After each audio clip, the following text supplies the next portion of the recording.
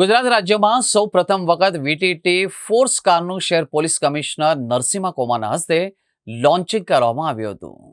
વીટીટી force કારનું મહત્વ વડોદરા શહેરની તમામ પ્રકારની ટ્રાફિક સમજાવ તેમજ તાત્કાલિક ધોરણે ઉકેલ મળે એ હેતુથી વીટીટી ફોર્સ કાર થકી હાઈટેક સીસીટીવી કેમેરાના માધ્યમથી ટ્રાફિક વ્યવસ્થાનું મોનિટરિંગ થઈ શકશે। સાથે સાથે વિવિધ સાધન સામગ્રી અને kit point circle traffic signal ઉપર પહોંચાડવા માટે અને ખાદ્ય અને પીણા પહોંચાડવા માટે મદદરૂપ રહેશે। આ સાથે સાથે ભૂકંપ અને અતિવૃષ્ટિ જેવી કુદરતી આફતોમાં કાર ખૂબ જ મહત્વની ભૂમિકા ભજવશે। આ સાથે જાહેર જનતાના ઉપસ્થાન અને પ્રગતિ માટે વિવિધ પ્રકારની પ્રવૃત્તિઓનું આયોજન કરવા માટે તેમજ પોલીસ કમિશનર અને ચેરમેન વીટીટી વડોદરા શહેર તરફથી વધુ સરળ કામગીરી થાય એ માટે આજે વડોદરા શહેર પોલીસ ભવન ખાતે વીટીટી ફોર્સ કારનું શહેર પોલીસ કમિશનર નરસિંહા કોમાના હસ્તે લોન્ચિંગ કરવામાં આવ્યું હતું। વડોદરા શહેર પોલીસ તરફથી શહેરના ટ્રાફિકને સ્ટ્રીમલાઇન કરવા માટે, મોબિલિટી વધારવા માટે, રોડ સેફટી અંગેના કેટલાક ઇનિશિયેટિવ લેવામાં આવી રહ્યું છે।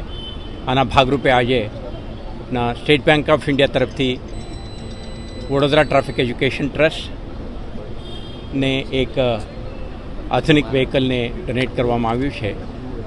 આ વ્હીકલ તમે જોઈ છે ડ્યુરિંગ સમર જ્યારે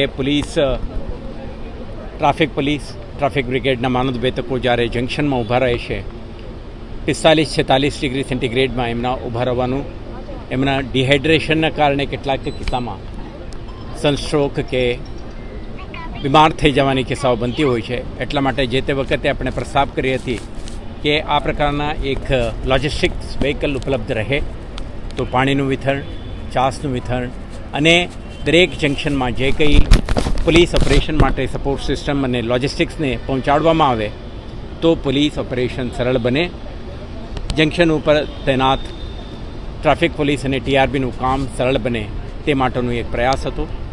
આજ જે રિક્વાયરમેન્ટને ધ્યાને રાખીને સ્ટેટ બેંક ઓફ ઇન્ડિયા તરફથી એમના કોર્પોરેટ સોશિયલ રિસ્પોન્સિબિલિટીના ભાગરૂપે આ એક વ્હીકલ આપણે સુપ્રત કરી છે અને મને વિશ્વાસ છે કે આ વ્હીકલ ટ્રાફિક પોલીસ, ટ્રાફિક બ્રિગેડને ઉપયોગી રહેશે અને શહેરવાસીઓને વધુ સુચારુ રીતે ટ્રાફિક મેનેજમેન્ટ અને મોબિલિટીના સેવા અર્પણ કરવા માટે વડોદરા શહેરને ઉપયોગી રહેશે।